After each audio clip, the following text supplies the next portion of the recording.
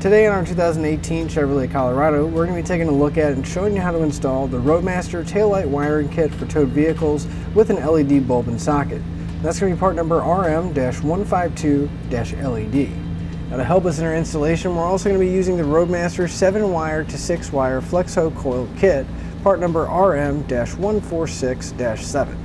So here's what our LED bulb and socket is going to look like once we have it installed. Now these are going to allow us to take the signal from our RV and transfer them to the back of our Colorado so everybody knows what we're doing so we can go down the road safely. So as you can see, the turn signal's on our RV and it's blinking back here as well. So if we go to change lanes, everyone around us is going to know what's going on. And with it being LED, you can see how bright it is. Even in the middle of the day, the light's still showing up. Now the big benefit of a bulb and socket is that, one, we're not going to have to worry about those magnetic lights that you used to see on the road where you'd have to run a cable all the way from the back of our motorhome and stick our lights on the back of our truck. These are going to be permanently installed inside of our taillight. Also, they're going to completely bypass our vehicle's wiring, so we're not going to have to worry about any kind of short circuits or any damage that may potentially happen to our truck. And our LEDs are going to be brighter and last longer than incandescent bulbs, so we're not going to have to worry about changing them out. Our bulb and socket is going to come with almost everything you need to get it installed. We are going to need to go ahead and pick up a cord and a plug that we can plug into the back of our motorhome and the front of our truck. And also, it's not a bad idea to pick up some silicone, because we're going to have to drill a 1-inch hole into our taillight housing, and we don't want it to leak, so we go ahead and seal it up. So now that we've seen what our bulb and sockets look like and gone over some of the features, let's show you how to get them installed. First off, I want to mention that we have our fascia removed because we just got done installing our base plate along with our braking system. So it's going to be a lot easier to route the wires, although it's not necessary. But we went ahead and mounted our plug bracket to a short bracket here. We just used the clamp that comes with the short bracket and attached it directly to the bumper core. That way we have a nice, sturdy, secure location to mount our plug later. So I'm going to take the 4-pole wire that comes with our LED kit, and I'm going to route my wire, and I'm going to come up behind my plug. So I'm just going to go behind the bumper core here and feed it up. And I'm going to give myself a little bit of slack here so I have some wire to work with, just to make sure it doesn't come loose and fall down. Going to kind of wrap it around itself on the bracket so I know I have some later on. But we're going to take the rest of our 4-pole wire and we're going to route it all the way to the back, right towards our taillights. Now everybody's going to do this a little bit differently, but you want to stay away from any kind of moving components that'll damage the wire or any extreme heat sources like the exhaust, because we don't want the wires to get damaged. So I'm going to go ahead and run this and then I'll show you how I routed it. So I dropped my wire down, and you will notice I took a little bit of that wire loom and I put it in this front section, not only to hide the color of the wire, but also to help protect it from some of the heat from the radiator right here. Then I ran it back and I went over this cross member in the front, going over my steering shaft, my front differential, came along the side here, and again, put a little bit more of that loom because the exhaust is extremely close. There's really not a good area other than going along the frame here to route it. And I took some zip ties, just make sure it isn't going to move around too much. Continued it back, following some of these factory lines, going over all of the components. And once I got to about here, I went over to the outside of the frame. I ran it along the same path as the emergency brake cable. Ran it along the frame in between these mounts for the emergency brake cable. Then I took my cable and I ran it up back into the frame so I can come to the inside. Went along the inside of the fuel tank here. Went all the way back, going over all my shock mounts and the rear axle. Again, making sure I zip tie it along the way until I have it coming out right by the back corner of my rear bumper. Now we can move up top, and we're going to take out our taillights. If we open up our tailgate, we'll look to the side here. We'll have 2 bolts that are going to be holding our taillight in. So we're going to grab a T15 Torx bit, and we can pull those screws out. And once those are out, you're going to want to grab your taillight and very gently kind of twist it a little bit, but mainly you want just rear pulling because there's some tabs and you don't want to break those. And once we have our taillight removed, we're going to go ahead and pull all the bulbs out. So just twist them and pull them out.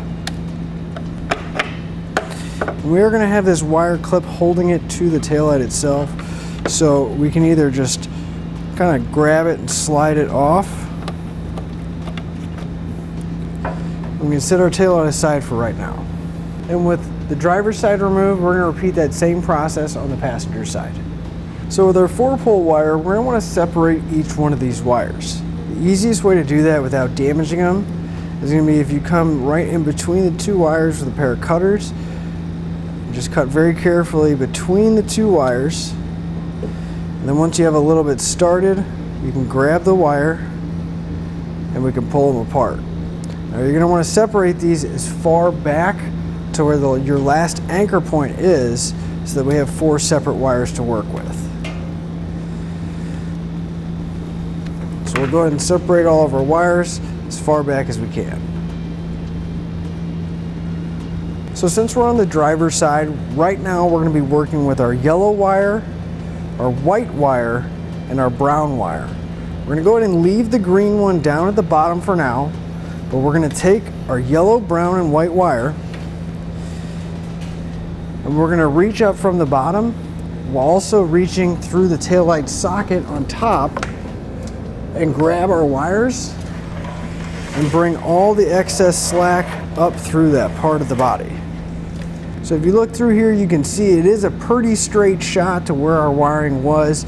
So again, if you just take your arm, reach down there while you're also trying to feed the wires up, it'll be pretty easy. We're not going to have to worry about getting some kind of pull wire or a coat hanger or anything. We should be able to just reach down there and grab it. Now it's a good idea that we pull all the slack out of these wires and get as much up here. And then I'm going to zip tie my 3 wires to my factory wiring. That way it has an anchor point. I don't have to worry about it falling back down.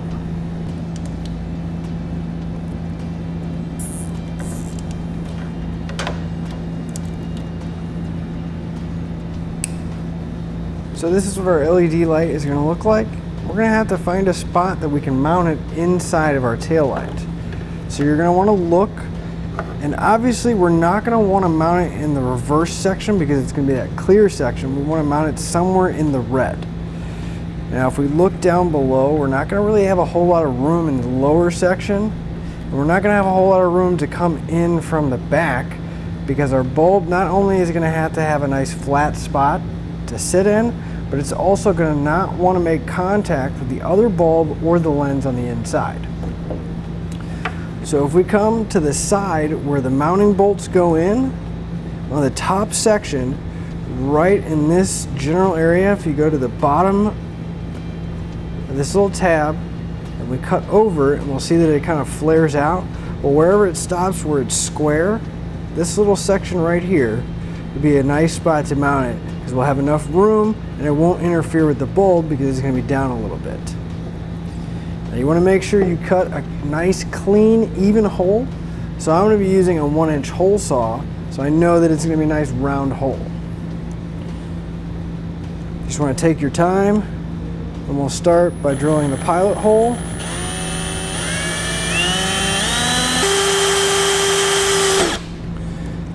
And you make sure your drill is nice and steady, and then we'll drill the 1-inch hole through.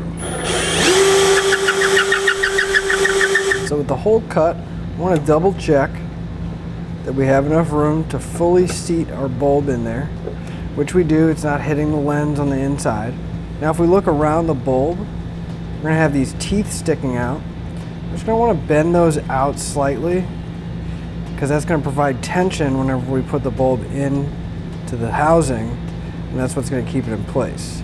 Just going to go around with a screwdriver and you're going to bend those tabs out. And keep in mind, it is going to be somewhat of a snug fit to begin with, so you don't want to bend them out too much, just enough to where they're going to grab and provide a little bit of tension. So once we have them bent out a little bit, we're going to put our bulb into the hole we drilled. You just want to make sure that the teeth are going in the hole.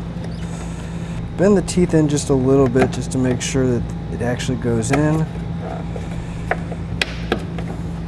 And you can see it provides a nice firm fit to where that bulb's not going to come out. Now since that is just fit in there by compression, and we can see that at the end of the wires here, you can actually see the back of the socket.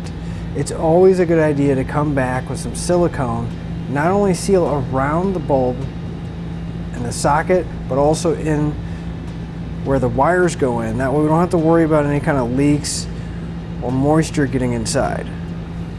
Now if you need some silicone, you can pick some up here at Etrailer.com. And again, it's always a good idea to just seal it up. And it's an LED, so we're not going to have to worry about changing the bulb later on. So we can start making our connections. We're going to go ahead and start with our yellow wire. So we're not going to need quite this much, but it's not a bad idea to place your taillight as close to the socket and where it's going to be mounted on your tailgate, and then we can still have that little bit of excess wire so we're not having to hold it while we're working. So we'll go ahead and estimate about how much wire we need, and we'll cut the excess off. Now we're going to strip back our yellow wire, and we're going to grab the red wire coming out of the socket. And we'll strip that back as well. Grab one of our blue butt connectors from our kit, slide it over the bare wire, and crimp it in place. So we'll take our yellow wire, slide it into the other end of our butt connector, and crimp it down.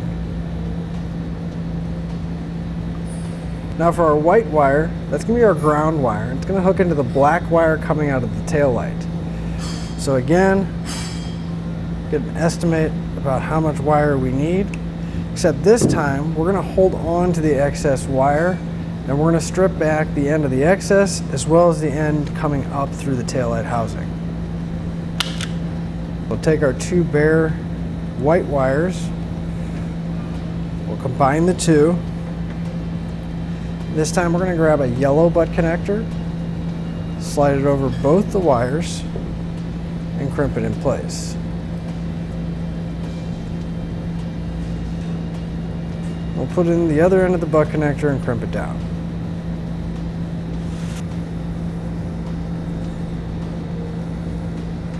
Finally, we can take our brown wire and we're going to do the same thing we did with the white.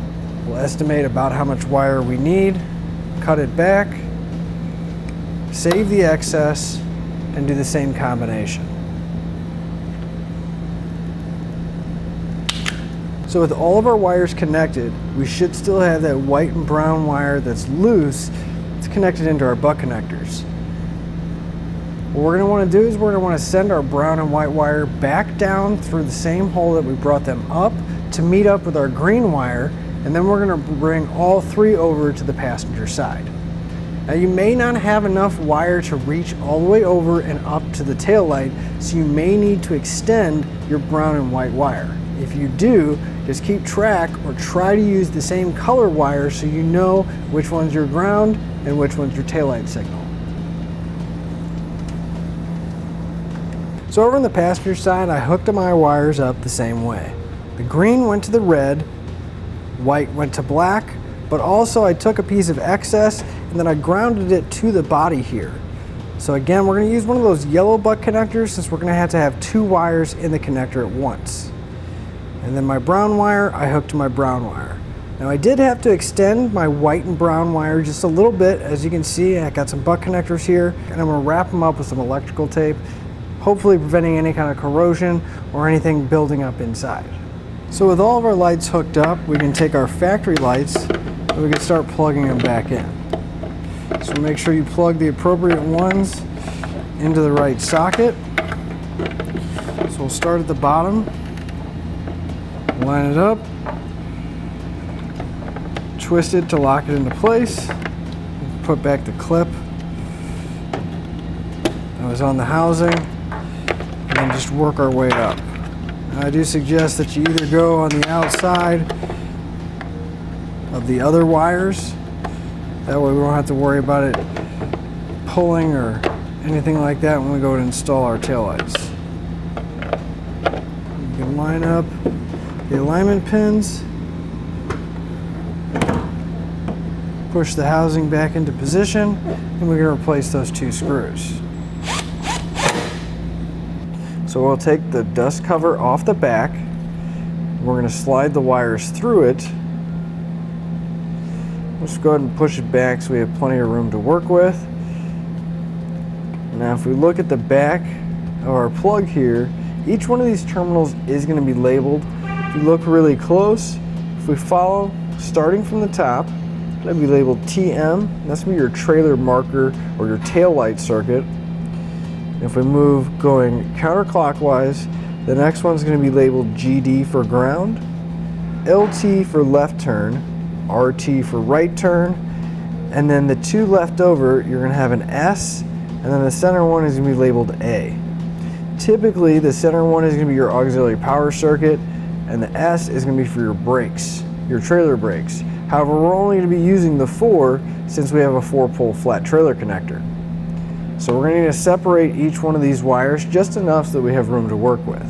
So we'll take a pair of cutters, and we're going to go right in between each one of the wires. You want to be careful not to damage the wire itself and pull them apart. Strip back a little bit of insulation off of each one of the wires. We're going to grab our plug. We're going to grab a screwdriver. Works well if you have a small Phillips screwdriver, and we're going to loosen up one of the terminals. So we're starting on the top, so we're going to take our brown wire, since that's our taillight circuit. We're going to slide the bare wire into the terminal, that we don't have to worry about any kind of connection issues, and we know we have a solid connection. And we'll tighten up the set screw, make sure the wire's securely in there, and then we're just going to work our way around until we have all the wires in the appropriate terminals. So loosen up our ground one. It's going to be our white wire. And then we'll just repeat the same thing, tightening it down and working our way across. With all the wires attached, I'm going to take a little bit of dielectric grease and I'm just going to kind of fill this entire cavity up. That's going to help prevent any kind of moisture from getting inside and hopefully prevent any kind of corrosion from building up. Now if you need some dielectric grease, you can pick some up here at Etrailer.com. So we'll take our dust cover, slide it back over the back of our connector, and then to help keep it in place and also again help keep out some of that moisture, I'm just going to wrap that entire dust cover and a little bit of the wire here in some electrical tape. It'll help hold everything in place, keep all that debris from getting inside, and also kind of hide those wires a little bit instead of having those bright colored wires in the front of our truck.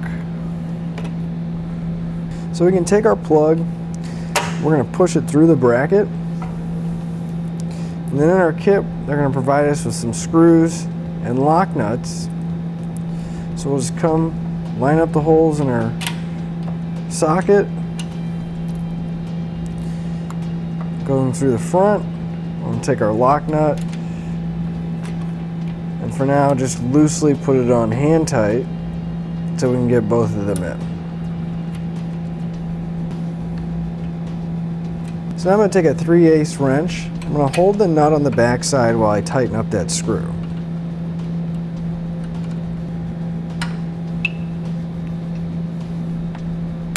So now with the plug mounted, we can go ahead and put our fascia back in place. So with our fascia all the way on, so now we can take our cord and we'll plug it in to our socket on the truck. You want to make sure you get it all the way in so that it's not going to come out. And we're going to hook it up to our tester so we can make sure that our lights are working properly. So if I turn on my tester to simulate the lights on my motorhome, we can see that my taillights are going to come on, as well as my left turn signal, my brake lights, and my right turn signal. And even though we didn't mess with our factory wiring or the lights themselves, we can see that our lights are going to work normally when we're driving our truck around and we're not hooked up. That'll finish up your look at the Roadmaster taillight wiring kit for towed vehicles with LED bulb and socket, part number RM-152-LED on our 2018 Chevrolet Colorado.